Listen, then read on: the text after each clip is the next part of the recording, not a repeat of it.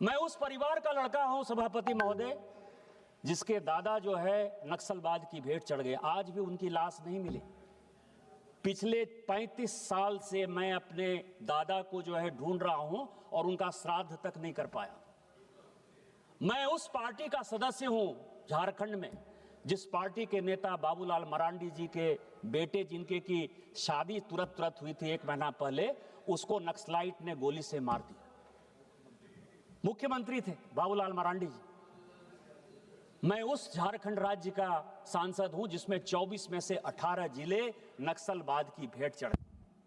और इस सदन में क्या चर्चा होती थी? एसआरई का फंड कैसे जाएगा, सारंडा कैसे खत्म होगा, मनरेगा कैसे खत्म होगा। आज जो है ये लड़ाई जो खत्म हुई है, ये लड़ाई कोई नक्सलवाद गरीब और अमीर की नहीं है। मैं सभी वक्ताओं को सुन रहा था कि ट्राइबल का ये है जी, इसका गरीबों का ये है, किसानों का ये है। मैं इस सदन के से पूछना चाहता हूं आपके माध्यम से कि इस नक्सलवाद के नेता कौन रहे? चारू मजुमदार शेड्यूल ट्राइब थे, ओबीसी थे, किसान थे, क्या थे?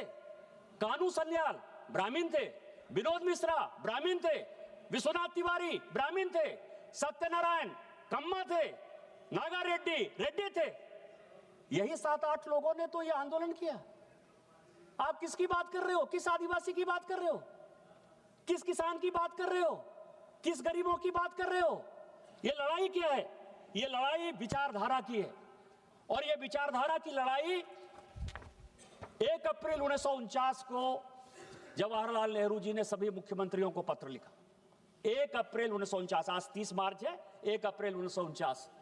उस पत्र में वो लिखते हैं सभी मुख्यमंत्रियों को कि इस देश की सबसे बड़ी समस्या कम्युनिस्ट पार्टी, कम्युनिस्ट आंदोलन है। इस आंदोलन को दबाओ, ये नक्सलवाद की तरफ बढ़ेगा, ये देश के टुकड़े टुकड़े करेगा, ये स्कूल नहीं बनने देगा, ये कॉलेज नहीं बनने देगा, ये रोड नहीं बनने देगा। लेकिन हमने क्या किया?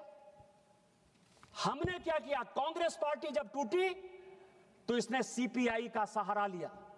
सीपीआई के सहारे के साथ 1967 से लेकर 1969 इस देश का ऐसा विषय था जब वीवी गिरी को जिताना था और नीलम संजीव रेड्डी को हराना था, तो कांग्रेस ने सीपीआई के साथ मिलकर अपनी सरकार बनाई और उनको राष्ट्रपति बनाया और उसके बाद यह नक्सलवाद पैदा हुआ। वही कांग्रेस नेहरू जी की बात नहीं मानकर इंदिरा जी ने इस देश के साथ भारी नुकसान किया।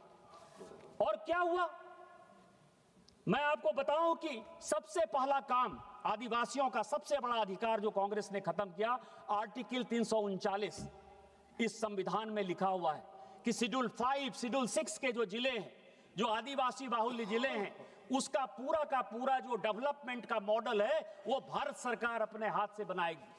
लेकिन रात के अंधेरे में जब इमरजेंसी लगाई तो 1976 में सबसे पहले धारा 339 खत्म करके सारे ट्राइबल के अधिकार को खत्म कर दिया। इसके बाद मैं आपको बताऊं कि मैं कुछ डॉक्यूमेंट लेकर आया।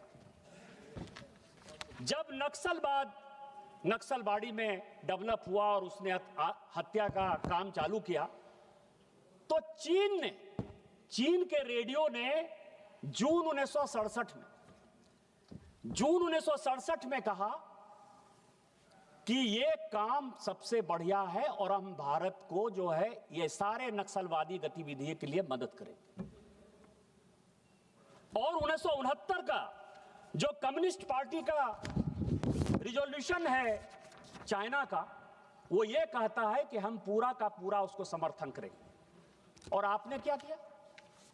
1969 में, 1967 में ये जो चीन का रेडियो ये बात बोल रहा है, 1969 में यदि चीनी कम्युनिस्ट पार्टी का रिजोल्यूशन ये हो रहा है, आप 1969 से लेके 1977 तक उसके साथ सरकार बनाते रहे। हम भारतीय जनता पार्टी के कार्यकर्ता हैं, हम राष्ट्रीय स्वयंसेवक संघ के कार्यकर्ता हैं। हमारे लिए ये आइडियोलॉजी है, हम इस आइडियोलॉजी के खिलाफ हैं और आपके लिए ये सत्ता प्राप्ति का केंद्र है। आपने क्या किया? आज भी आप यूपीए सरकार में किसके साथ हैं? उसी कम्युनिस्ट के साथ है जिसने इस देश को तिरुपति से पशुपति तक पूरा कॉरिडोर बना दिया। आज यूपीए में, केरल में जो है आप उसके खिलाफ हैं, केंद्र में सरकार बनाने के लिए यहां है। बंगाल में आप उसके खिलाफ है, केंद्र में यहां सरकार बनाने के लिए आप खिलाफ है। और ये सब डॉक्यूमेंट है।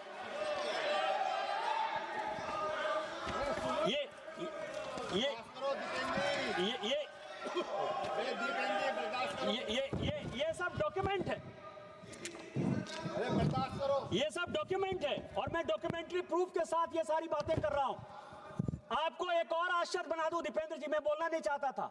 1969 में 15 नक्सलवादी चीन में ट्रेनिंग के लिए गए और वो जब लौट के आए तो 71 में उसमें से 8 लोगों को इसी कम्युनिस्ट पार्टी ने अपना एमएलए का टिकट दिया बंगाल के अंदर, क्योंकि ज्योति बसु को हराना था।